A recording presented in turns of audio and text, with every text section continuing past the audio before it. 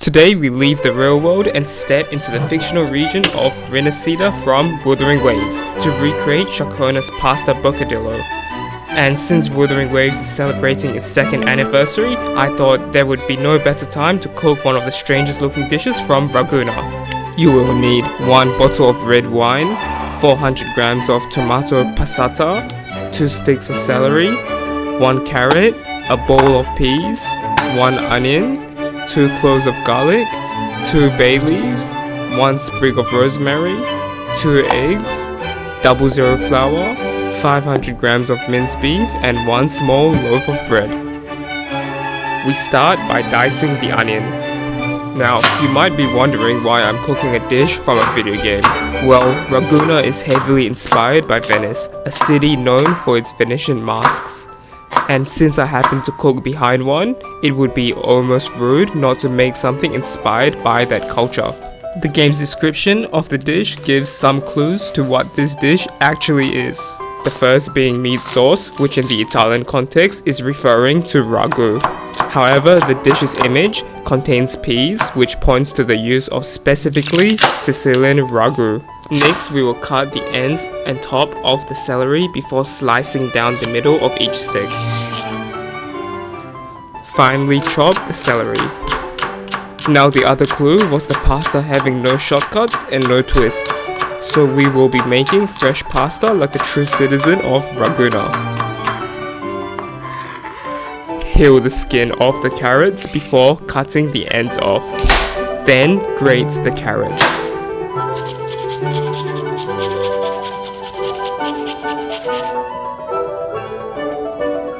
Pat dry the carrot gratings. We need to remove the water content to bring out the true flavors of the carrot. In a large pot over a medium-high heat, sweat down the onions. You want to keep them moving so they do not burn and instead caramelize. Once the onions turn golden, push them to the side. Add more oil into the pot, then add the celery and carrots. Once again, sweat them down until everything has a uniform color before removing the vegetables.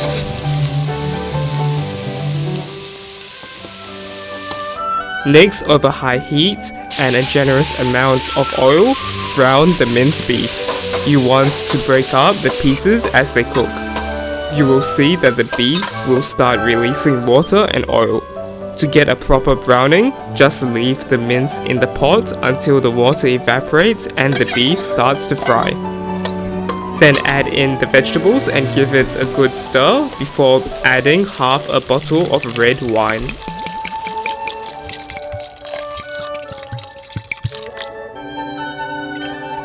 Stir it again, then bring the mixture to a boil. Once it boils, add the rosemary, bay leaves, then grate in the garlics. While I'm grating the garlic, I suppose this is a good time to entertain the gamers. My favorite playable character in Wuthering Waves is Phrolova. I will not be explaining what this says about my taste in women. Now let's return to the ragu. Add in a pinch of salt, then stir before leaving it to reduce. We need to reduce the wine by about 90%. At this point, we start making the pasta dough. Crack 2 eggs into a bowl, weigh them, add a pinch of salt and whisk until combined. Ensure you record the weight of the eggs. Next, form a well with the 00 flour. For this dough, I'm using a ratio of 1.55 grams of flour per every 1 gram of egg. Pour the eggs into the well, then gradually add in the flour from the outside as you stir. Keep mixing until the mixture starts to come together and become stiff. Then use a dough scraper to bring in the remaining flour and form it into a dough. Keep working with the scraper until a rough ball starts to form.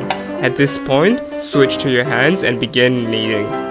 Start by kneading the dough. Start kneading by folding the dough back onto itself and pressing down. Alternatively, you can knead by folding and pressing at the same time with both hands. Keep kneading until the dough is relatively smooth and springs back when poked. This should take around 5 to 10 minutes. Then wrap the dough in cling wrap and let it rest in the fridge for a minimum of 1 hour. By the time you have made the dough, the red wine in the ragu should have reduced by 90%. Lower the heat to low, then add in the tomato passata and give it a stir until everything is incorporated, before adding a final splash of red wine for color.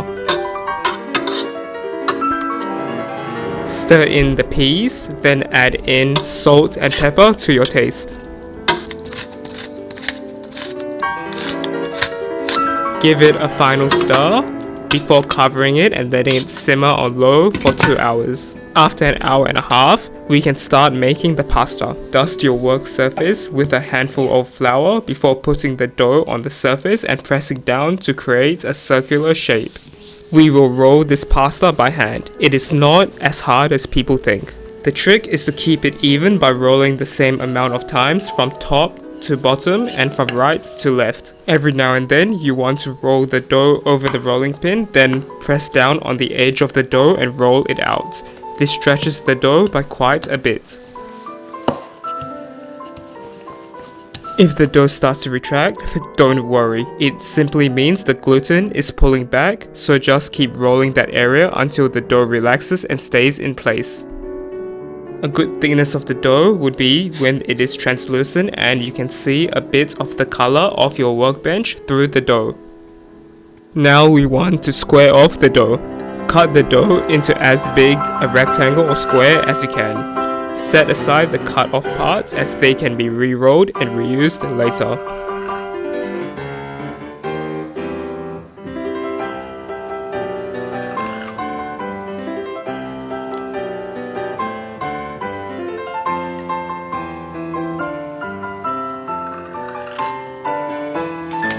Ensure the surface of the dough has enough flour, then fold the sides of the dough inwards in half, then fold one side onto the other.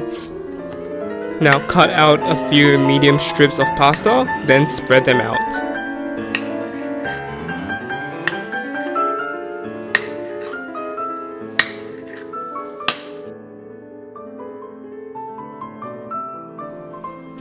To make plating easier, before we even cook the pasta, slice the bread in half from the top.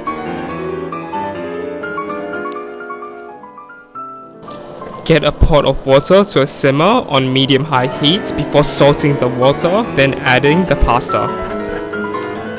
Because this is fresh pasta, we only need to cook this for 3 to 4 minutes on a boil. Take the pasta off the stove, then go to the ragu and scoop out the bay leaves and rosemary branch. The rosemary leaves should have fallen off the branch at this point.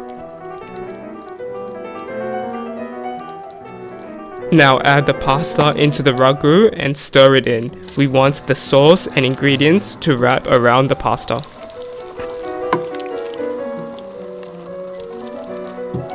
To start plating, we first scoop a generous amount of ragu into the bread. According to Ciaccona, the ragu should seep into the bread.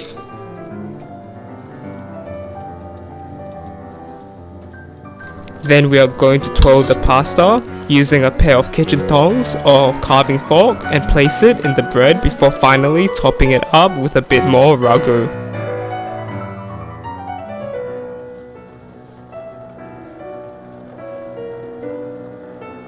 And that is Ciaccona's pasta Bocadillo, a truly absurd dish that in real life is a fusion between Italian and Spanish cuisine. Let's give this a taste. Ciaccona's pasta Bocadillo from Wuthering Waves.